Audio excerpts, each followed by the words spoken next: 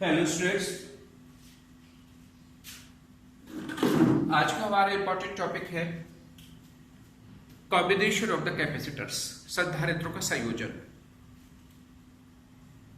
संयोजन की बात तब आती है जब किसी सर्किट में, किसी परिपथ में एक से अधिक कैपेसिटर होते हैं। एक से अधिक कैपेसिटर को हमें जोड़ना होता है, तो उसे होते हैं संयोजन। दो तरह का संयोजन होता है, श्रेणी क्रम संयोजन, समानांतर क्रम संयोजन। बात बिल्कुल अनटच्ड नहीं है। आपने 10th क्लास में प्रतिरोधों का संयोजन पढ़ा होगा।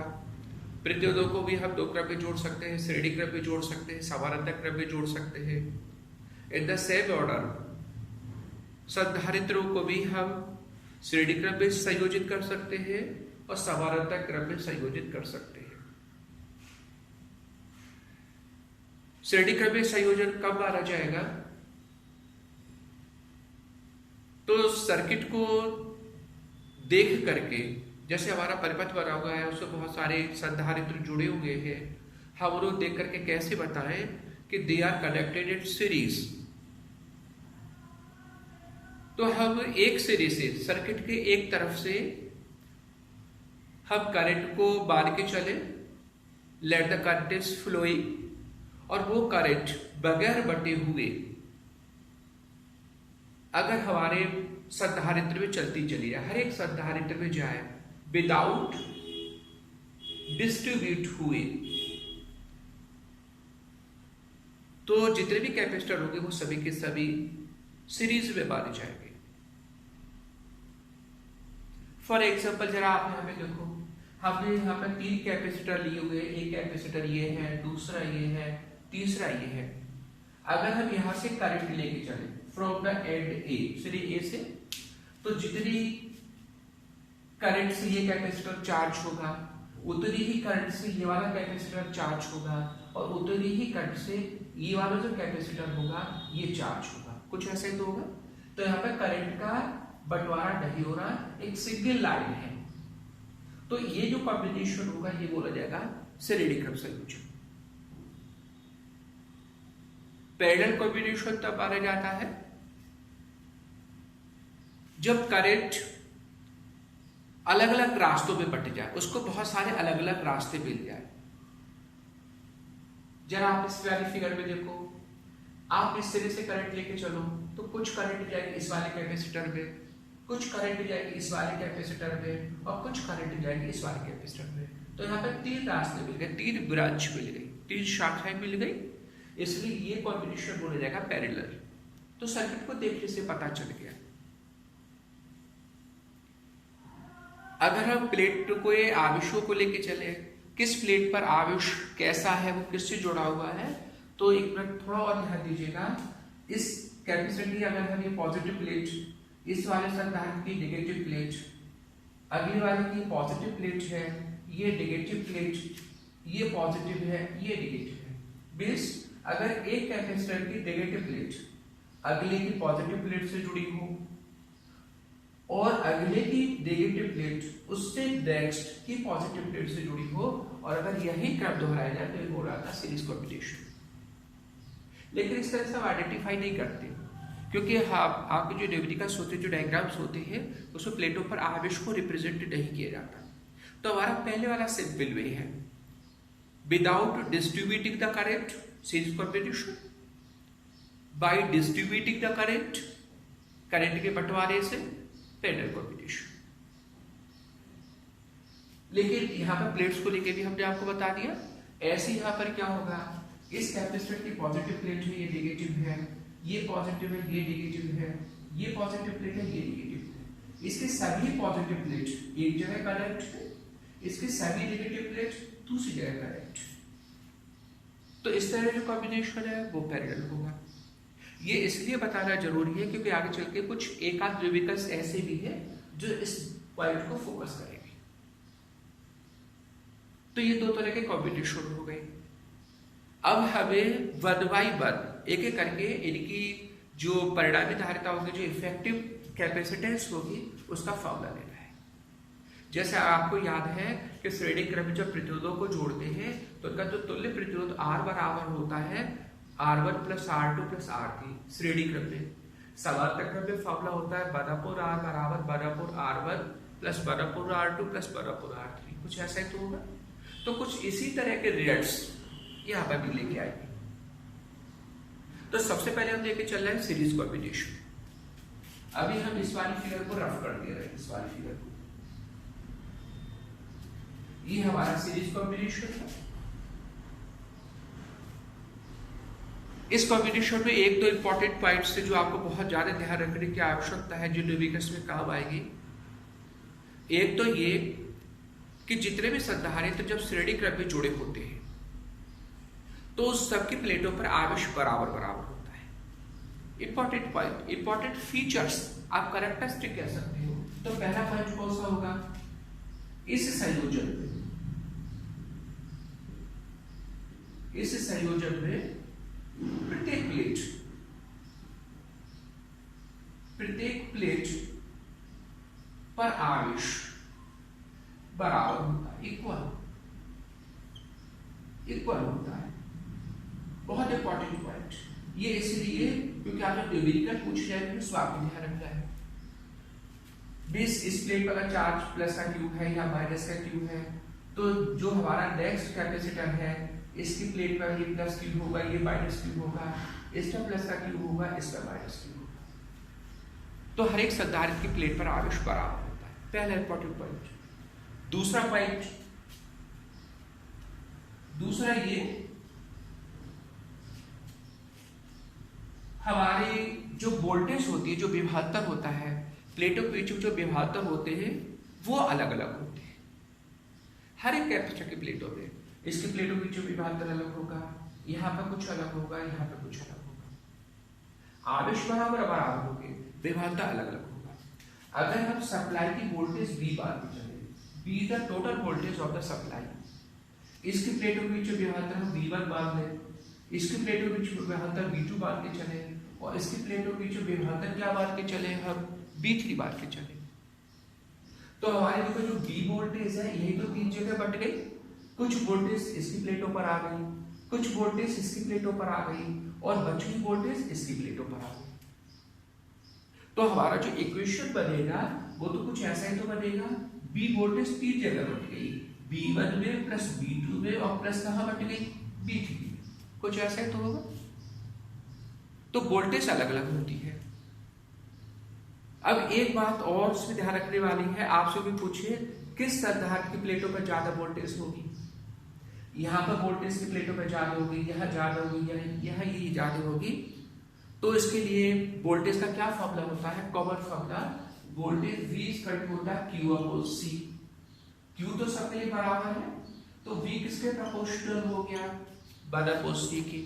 मतलब जिस संधारित्र की कैपेसिटेंस धारिता ज्यादा होगी उसके प्लेटों में वोल्टेज होगी कम। इस श्रेणी क्रम संयोजन में अधिक धारिता वाला जो कैपेसिटर है उसकी प्लेटों के बीच में तो कम वोल्टेज होगी, और जो कम धारिता का कैपेसिटर होगा उसकी प्लेटों पर ज्यादा वोल्टेज होगी। Important point. जब न्यूमेरिकल्स आएंगे तब हम आपको लेके चलेंगे, इस सब बातों को कंसिडर करेंगे। लेकिन फिलहाल अभी ध्यान रखने वाली बात यह है कि अधिक धारिता वाला जो संधारित्र होगा उसकी प्लेटों पर कम वोल्टेज, और कम धारिता वाले संधारित्र की प्लेटों पर वोल्टेज ज्यादा। वोल्टेज का डिवीजन कुछ ऐसा होगा। अगर आपसे यह भी पूछा जाए कि यहाँ पर वोल्टेज, यहाँ पर वोल्टेज के आपस में रिलेशन लिखो।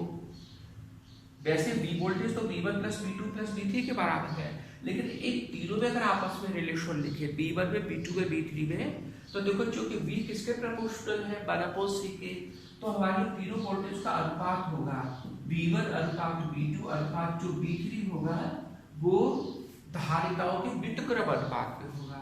1 अपॉन C1 अनुपात 1 अपॉन C2 अनुपात 1 अपॉन C3। बहुत इंपॉर्टेंट पॉइंट। वोल्टेज होती है वो धारिताओं के व्युत्क्रम अनुपात, रेसिप्रोकल रेशियो में बढ़ती है। तो जब न्यूमेरिकल्स लेंगे तब इस बात को कंसीडर करके चलेंगे। तो फिलहाल हम तुल्य धारता निकालने का हम इक्वेशन कौन सा लेके चले, हम इक्वेशन लेके चल रहे हैं V equal to V1 plus V2 plus V3। V1 क्या है, पहले संधारित्र की प्लेटों के बीच में वोल्टेज है, तो V1 को हम कैसे चेंज करें, V1 इक्वल टू हो जाएगा Q upon C1, we can write, जैसे V इक्वल टू होता है Q अपॉन C, तो V1 के प्लेट पर हो गया इस संधारित्र की प्लेट पर आवेश बट इसकी धारिता Q upon C1 plus V2 के प्लेट पर क्या हो जाएगा Q अपॉन C2, जो भी कैपेसिटर उसका आवेश लेके चलो धारिता से डिवाइड कर दो, प्लस जब तीसरा कैपेसिटर लेंगे तो आवेश होगा Q अपॉन धारिता होगी C3। ये है तुल्य वोल्टेज, परिणामी वोल्टेज। तो ये जगह कुल आवेश तो Q के ही बराबर रहेगा। ऐसा नहीं होगा आप सोचो यहाँ पर Q आवेश है, ये Q आवेश है, ये Q आवेश है, तो मिला के 3Q हो जाए, ऐसा नहीं होगा। हमारे पूरे परपट का जो टोटल आवेश होगा वो Q बार रह जाएगा, तो कुल आवेश Q और बटे C हो जाएगी कुल धारिता। तो V के प्लेस पे होगा Q अपॉन C, यहाँ से Q कॉमन लेके काट कर सकते हैं, तो 1 अपॉन C इसका टू कितना हो जाएगा 1 upon C1 plus 1 upon C2 plus 1 upon C3। ये सीरीज कॉम्बिनेशन का एक फॉर्मूला है। तो जब हमारे कैपेसिटर हमारे संधारित्र श्रेणी क्रम में जुड़े होते हैं तो उनकी तुल्य धारिता का क्या फॉर्मूला होता है, तुल्य धारिता होती है 1 अपॉन C बराबर 1 upon C1 plus 1 upon C2 plus 1 upon C3। ये इसका फॉर्मूला है। अगर हम दो कैपेसिटर लेके चले, केवल दो, एक C1 लेके चले एक C2 लेके चले, तो फॉर्मूला आएगा 1 अपॉन C बराबर 1 upon C1 plus 1 upon C2। दो कैपेसिटर के लिए हम एक शॉर्टकट फॉर्मूला और लिख सकते हैं, केवल दो कैपेसिटर के लिए। कैसे लिख सकते हैं, थोड़ा ध्यान दीजिए प्लीज। फॉर टू कैपेसिटर्स, केवल दो कैपेसिटर के, तीन के लिए नहीं है ये, टू कैपेसिटर्स, हम क्या लिख सकते हैं, देखो हम यू लिख सकते हैं 1 अपॉन C इसका टू होगा 1 upon C1 plus 1 upon C2, यही तो होगा। इसको देखो अगर और सिंप्लीफाई करें अगर हम, तो हमें क्या मिलेगा 1 अपॉन C इसका टू, यह एलसीएम हो जाएगा C1 इंटू C2, यह C2 पर आ जाएगा, यहाँ पर C1 आ जाएगा। हमने एलसीएम लिया तो यहाँ पर हो गया C1 इंटू C2, यहाँ पे C2 आ गया प्लस यहाँ पे C1 आ गया, फिर पलटे तो C इसका टू क्या हो जाएगा C1 into C2 upon C1 plus C2। ये दो संधारित्र हो गई। हम डायरेक्ट फॉर्मूला, अगर आपके दो कैपेसिटर है, एक की धारिता C1 है दूसरे की C2 है, अगर वो सीरीज में जुड़े हुए हैं तो तुल्य धारिता का फॉर्मूला बताइए। तो एक तो हम ये बता सकते हैं 1 अपॉन C बराबर 1 upon C1 plus 1 upon C2। दूसरा यो भी बता सकते हैं या करके C बराबर C1 into C2 upon C1 plus C2, ये भी बता सकते हैं। ये थोड़ा डायरेक्ट होगा, लेकिन ये होगा सिर्फ दो कैपेसिटर के। ऐसा नहीं होगा कि अगर आप तीन लेके चलो और तीन के लिए जैसे फॉर्मूला होता है 1 अपॉन C बराबर 1 upon C1 plus 1 upon C2 plus 1 upon C3, ये तो होता ही है। अब आपको इसमें भी हम एलसीएम लिख ले और ऐसे लिख ले कि C बराबर C1 into C2 into C3 upon C1 plus C2 plus C3, ये गलत हो जाएगा, क्योंकि उसका जब एलसीएम लेंगे तो ऊपर टर्म्स कुछ अलग है। तो ये आपने ध्यान रखिएगा सीरीज कॉम्बिनेशन का। अब हम लेके चलते हैं पैरेलल कॉम्बिनेशन। संधारित्रों का जब संयोजन समांतर क्रम में हो तो उनकी तुल्य धारिता के लिए फिगर बना लेते हैं दोबारा से कुछ इस तरीके से।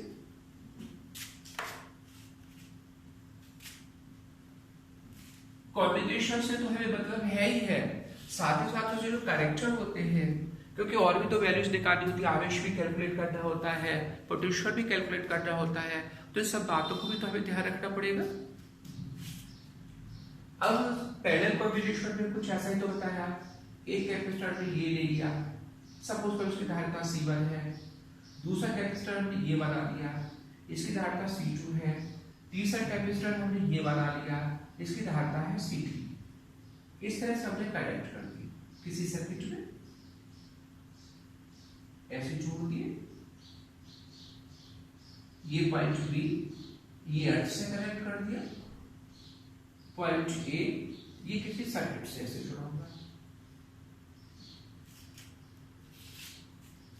हमारी जो सप्लाई की वोल्टेज है वो V है, सप्लाई की voltage. What is the V? V is the total voltage.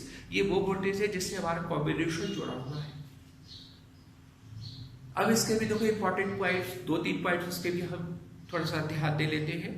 पहला पॉइंट तो ये कि हमारे जो कैपेसिटर है वो समांतर क्रम में जुड़े हुए हैं। समांतर क्रम में हमारी ब्रांचेस अलग अलग हो गई, धाराएं अलग अलग बार की बहेगी। इस ब्रांच में कुछ अलग बार की धारा होगी, इसमें कुछ अलग होगी, इसमें कुछ अलग होगी।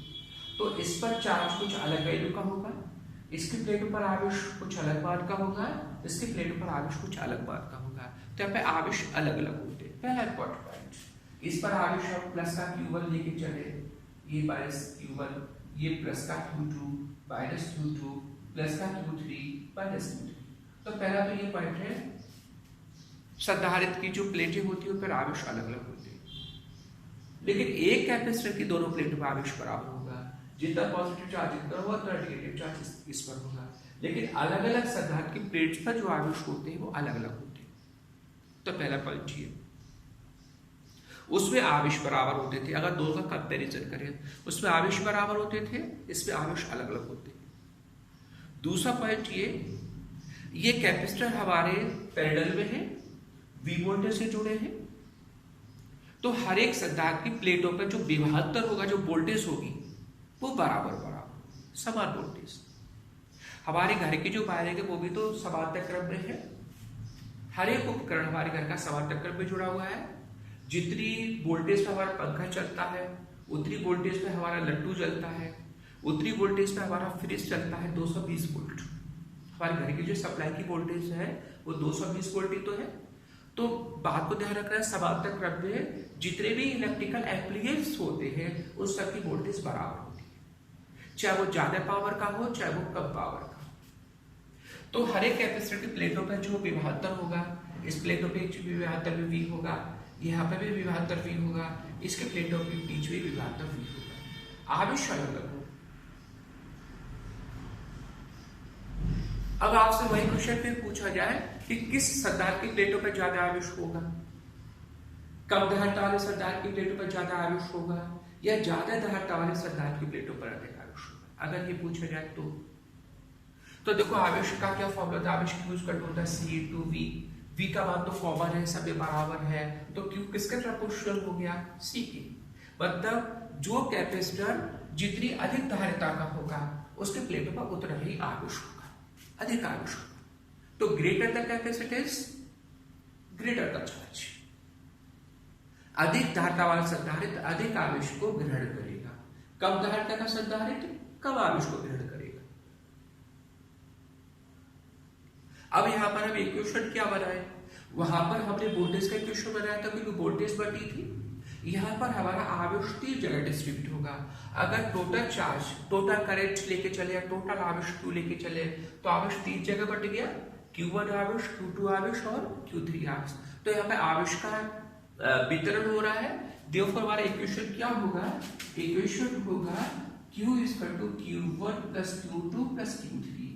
उसमें लेके चले थे हम V बराबर V1 plus V2 plus V3, यहाँ पे लेके चले Q equal to Q1 plus Q2 plus Q3। कुछ ऐसा है। तो अब हम Q1 को चेंज कर लेते हैं। हम यहाँ पे V1 को चेंज किया, Q1 को कैसे चेंज करेंगे, Q इक्वल टू होता है C/V। तो Q1 के प्लेस पर क्या हो जाएगा, C1/V। वोल्टेज तो बराबर है, प्लस Q2 के प्लेस पर क्या हो जाएगा, C2/V। Q3 के प्लेस पर क्या हो जाएगा, C3/V। और Q के प्लेस पर क्या होगा, कुल धारिता C मान के चले, कुल वोल्टेज है V। तो Q के प्लेस पर हो गया C/V। कुछ ऐसे तो होगा। तो हमने इक्वेशन क्या बनाया है, Q1 की वैल्यू, Q2 की वैल्यू और Q3 की वैल्यू पुट की। यहां से देखो V को हम कॉमन ले सकते हैं, तो C/V इक्वल टू हो जाएगा, अगर V को कॉमन ले ले तो ये हो जाएगा C1 plus C2 plus C3। V से D कैंसिल, तो C इक्वल टू हो गया C1 plus C2 plus C3। ये हमारा पैरेलल कॉम्बिनेशन है, समांतर क्रम संयोजन में तुल्य धारिता का फॉर्मूला है। तो समांतर क्रम में तुल्य धारिता का फॉर्मूला सिंपल होता है, बहुत आसानी से सभी धारिताएं सीधे सीधे जुड़ जाएगी। C इक्वल टू हो जाएगा C1 plus C2 plus C3। तो देखो अगर हम थोड़ा सा अपने दिमाग को बैक ले जाए, पीछे ले जाए, तो ये फार्मूला जो प्रतिरोधों में जो श्रेणी क्रम का फार्मूला होता है, प्रतिरोधों को हम श्रेणी क्रम में जोड़ते हैं तो देखा तुल्य प्रतिरोध का फार्मूला होता है R बराबर R1 plus R2 plus R3, और संधारित्रों में यह फार्मूला होता है समांतर क्रम। तो हम ऐसे भी तो याद रख सकते हैं, प्रतिरोधों का श्रेणी क्रम का फार्मूला और संधारित्रों का समांतर क्रम के फार्मूले एक जैसे होते हैं। प्रतिरोधों का समांतर क्रम का फार्मूला और संधारित्रों का श्रेणी क्रम का फार्मूला एक जैसे होते हैं, रिवर्स होते हैं। जो उसके श्रेणी क्रम का होगा वो उसके समांतर क्रम का होगा, और जो उसके समांतर क्रम का होगा वो उसके श्रेणी क्रम का होगा। तो ये हमारे इफेक्टिव कैपेसिटेंस के फार्मूले थे। ये थे हमारे तुल्य धारिता के रिजल्ट्स। इनके ऊपर डेविकस वगैरह भी होंगे। फिलहाल एग्जाम्पल के तौर पर हम एक दो कुछ सर्किट्स बना रहे हैं और उसमें हम ये बताने की कोशिश करेंगे कौन सा कैपेसिटर किस संयोजन में है। तो थोड़ा ध्यान दीजिएगा, इसको ग्राफ कर लेते हैं।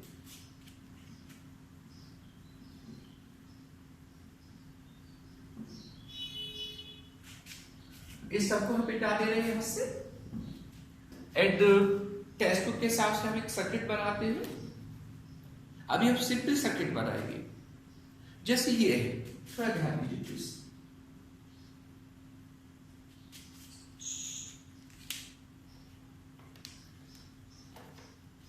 पॉइंट ए,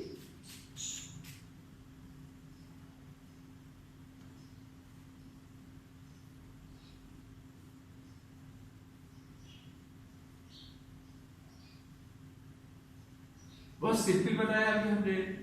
ये कैपेसिटर है C1, ये है C2, ये C3, ये C4, ये पॉइंट है B। अब आपसे कहे A और B दो के बीच में तुल्य धारिता बताइए। A और B के बीच में तुल्य धारिता हमारी चार कैपेसिटर से C1, C2, C3 और C4 कैसे आप सॉल्व कर सकते हैं? तो देखो अब एक आपको आइडिया दे दे फिर पैरेलल का और सीरीज का। पैरेलल कॉम्बिनेशन वहां पे माना जाता है जब हमारे जो कैपेसिटर होते हैं अगर वो अलग अलग ब्रांचों में जुड़े हो, अलग अलग शाखाओं में जुड़े होते हो तो पैरेलल कॉम्बिनेशन होता है। एक ही लाइन में जुड़े होते हैं तो सीरीज कॉम्बिनेशन होता है। तो यहाँ पे देखो कुछ सीरीज भी होगी, कुछ पैरेलल भी हो सकते हैं, जहाँ पहले आइडेंटिफाई करना देखना है। तो सबसे पहले हमारा काम होगा हम बॉक्स को लेके चले। जो भी हमारा क्लोज्ड मैश होगा, क्लोज्ड जो हमारा परिपथ होगा, सर्किट होगा, उसको सबसे पहले लेके चले। तो पहले हम बॉक्स को सॉल्व करना चाहिए। हमारा बॉक्स ये बना हुआ है। इस बॉक्स में देखो सबसे पहले इसको सॉल्व करेंगे, उसके बाद हम बाहर निकल के आएंगे बॉक्स से। इसमें देखो अगर ये पॉइंट लेके चले तो कुछ आवेश उधर जाएगा, कुछ आवेश उधर जाएगा।